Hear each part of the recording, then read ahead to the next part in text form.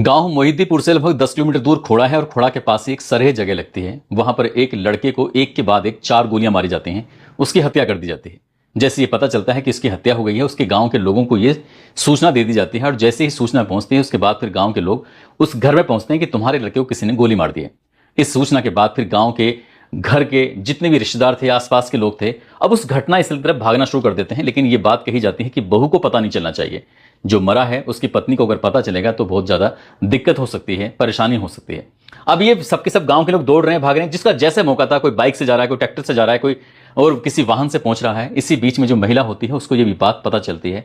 वो भी रोते हुए बिलखते हुए अपने उस पति को देखने के लिए घर से निकल आती है। लगभग 600 मीटर की दूरी उसने भी तय की होगी।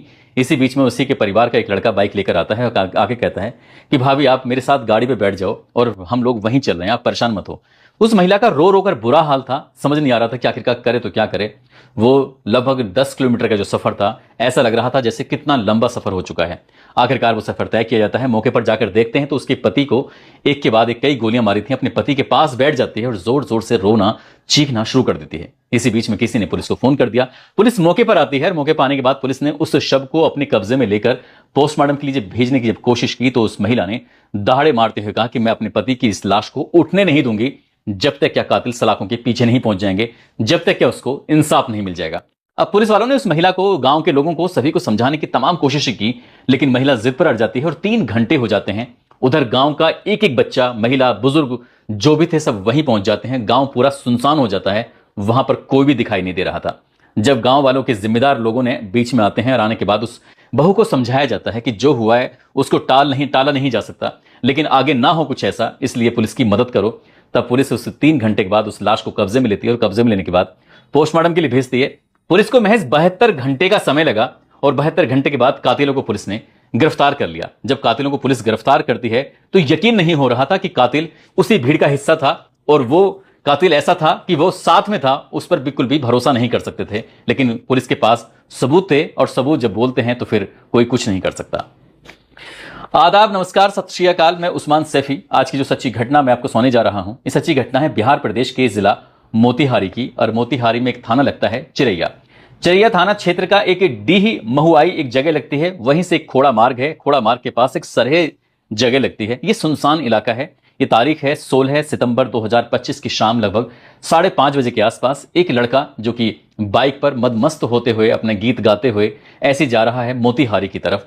इसी बीच में अपाचे बाइक पर 2 बदमाश आते हैं और बदमाशों ने आने के बाद उसको तरफ इशारा किया, उससे हाय हेलो की और हाय हेलो करने के बाद उस लड़के ने, वो अपने काम में था, अपने आप से मस्त जा रहा था। इसी बीच में बाइक जो 2 बदमाश होते हैं वो धीरे से रुकते हैं। रुकने के बाद उसके बिल्कुल बराबर में जाते हैं और बराबर में पिस्टल से और तमंचे से जो उसको गोली मारना शुरू कर देते हैं।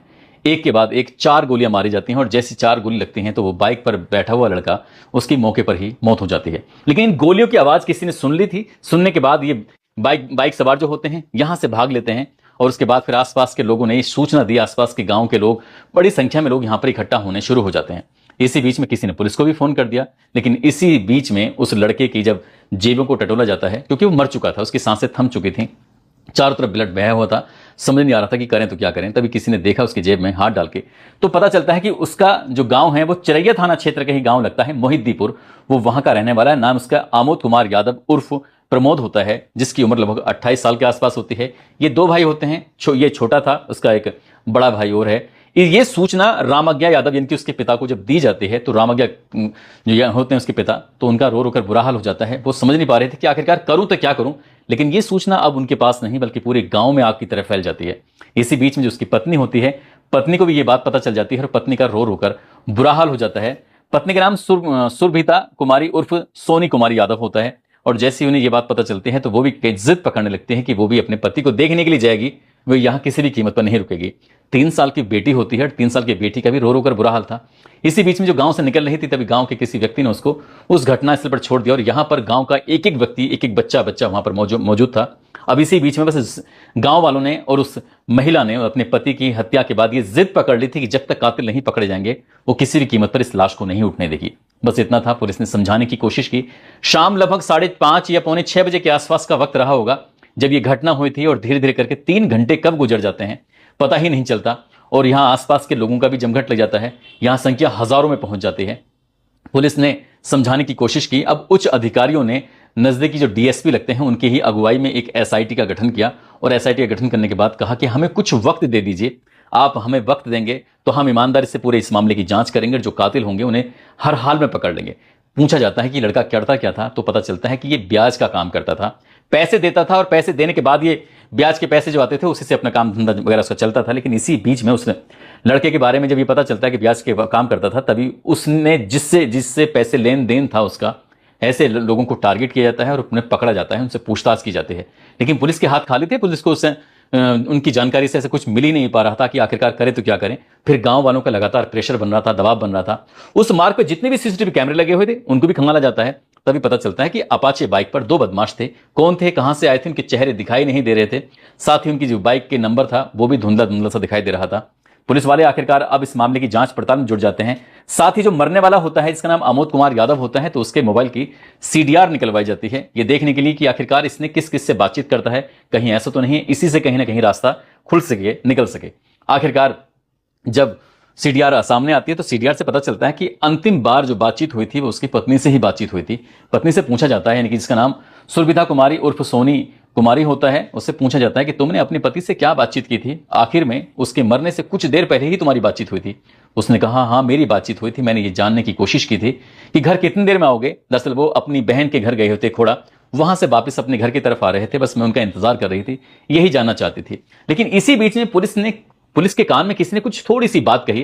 पुलिस को यकीन नहीं हो रहा था, क्योंकि ऐसे वक्त में अगर घर के ही किसी शख्स पर आप शक जाहिर करें और उधर हजारों लोगों का समर्थन उस परिवार के साथ हो, तो जाहिर सी बात है पुलिस बड़े फूंक फूंक के कदम रखती है। लेकिन पुलिस ने समझदारी से काम लिया, और समझदारी से काम लेने के बाद ये जो महिला होती है इसका नाम सुरभिता कुमारी होता है, जिसका मायका होता है बहुआई गांव होता है। वहां पुलिस ने उसके जो मोबाइल था उससे कहा कि तुम्हारे पास कोई नंबर है, फोन वगैरह चलाती हो? हाँ चलाती हूँ।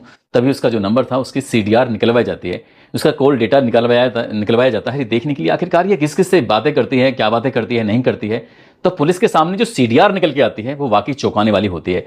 एक ऐसा नंबर था, उस नंबर पर वो इतनी बातें करती थी, चाहे दिन हो या रात हो, जब जब उसका मौका होता था तब तब बातें करती थी। चाहे रात के 12 बजे हो या 2 बजे हो, सुबह के या फिर 3 बजे हो, या फिर दिन में कोई मौका होता था, तब जब वो बातें करती थी ऐसा लगता था जैसे क्या 24 घंटे में 6-7 घंटे सिर्फ उसी से ही बातें होती हैं।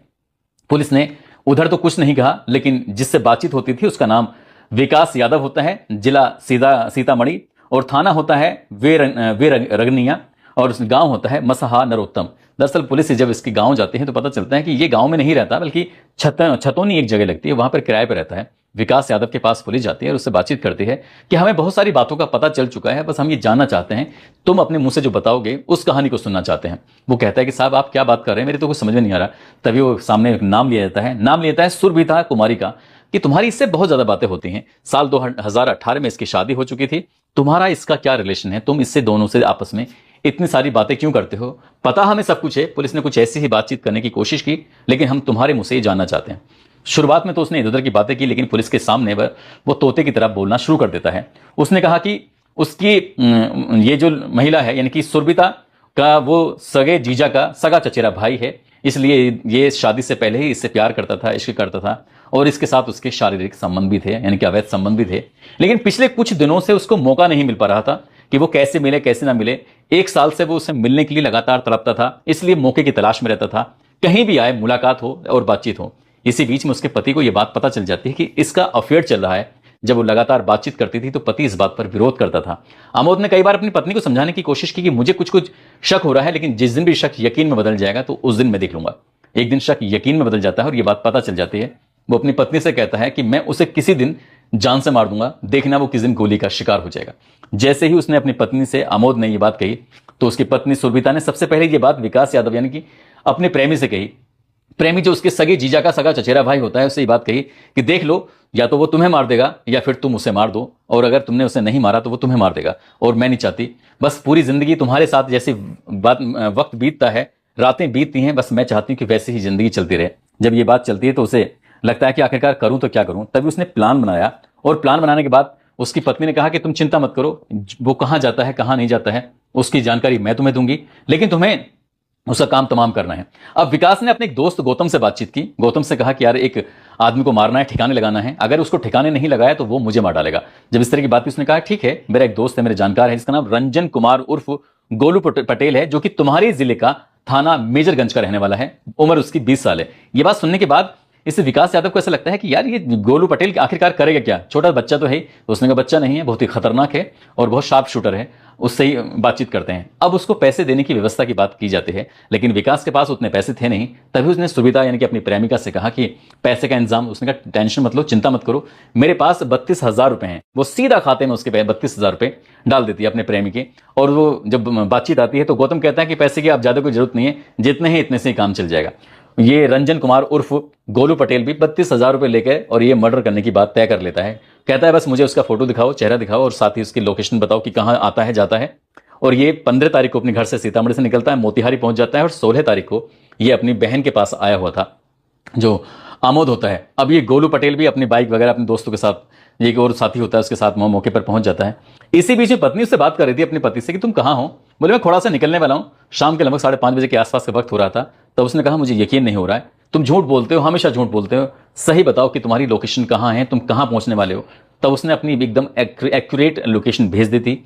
ये तो पता ही था कि वो कहाँ जाएगा, इसलिए पहले से ही शूटर वहां मौजूद होता है, लोकेशन उसे मिल जाती है। और जब ये बाइक से निकल रहा था, जा रहा था, इसी बीच में खोड़ा के से मोतिहारी की तरफ चल रहा था, तभी सरहे गांव लगता है। सरहे गांव के पास ही शूटर ने पीछे से बाइक लेके आता है, उससे बातचीत भी करता है और एक के बाद एक 4 गोलियां मार देता है और गोली मारकर उसकी हत्या कर देता है। अभी तक जो उसकी पत्नी थी उससे ये बातचीत नहीं हुई थी, बल्कि प्रेमी ने ही सारी कहानी बताई थी।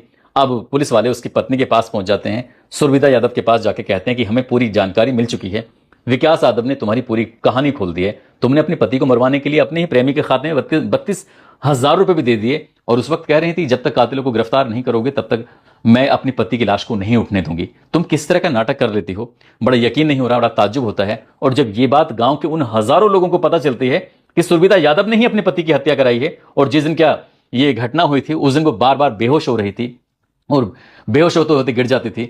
गांव वालों को ऐसा लग रहा था कहीं ऐसा ना हो ये अपनी जान दे दे, लेकिन जान तो खैर क्या देती। पुलिस ने उसे गिरफ्तार किया, गिरफ्तार करने के बाद जेल भेज दिया। पति तो मर चुका है और जो पत्नी है वो सलाखों के पीछे जिंदगी गुजारेगी, लेकिन 3 साल की जो बेटी है आखिरकार उसका क्या होगा, कैसे उसकी परवरिश होगी, सहज ही अंदाजा लगाया जा सकता है। और विकास यादव जो उसका प्रेमी है, उसने अपनी प्रेमिका को पाने के लिए अपने ही घर में इस तरह की गद्दारी की जो उसे नहीं करनी चाहिए थी। दोस्तों, इस पूरे घटनाक्रम को सुनाने का उद्देश्य किसी को परेशान करना नहीं है, किसी का दिल दुखाना नहीं है, बल्कि आपको जागरूक करना है, आपको सचेत करना है और जाते जाते आपको यह भी बताना है कि क्राइम को कितने भी शातिर तरीके से क्यों ना कर लिया जाए, क्राइम कभी छिपता नहीं है। लेकिन यहां जो क्राइम किया था उसमें भले ही शातिर अपना दिखाया गया हो, लेकिन सारे सबूत पत्नी ने अपने साथ ही जोड़ रखे थे।